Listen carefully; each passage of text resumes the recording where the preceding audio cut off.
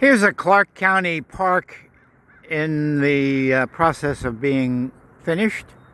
It's on 72nd Avenue, just behind the Vancouver Fire Station, just north of 119th.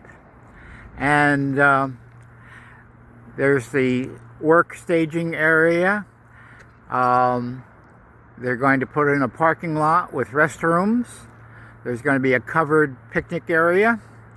I'm not sure what's going to be in here in the front, but they have 4 permanent pickleball courts outdoor, and then 1 tennis court, and a skate park is what that looks like to me. Skateboard park, and we'll see what else. A parking area, of course, and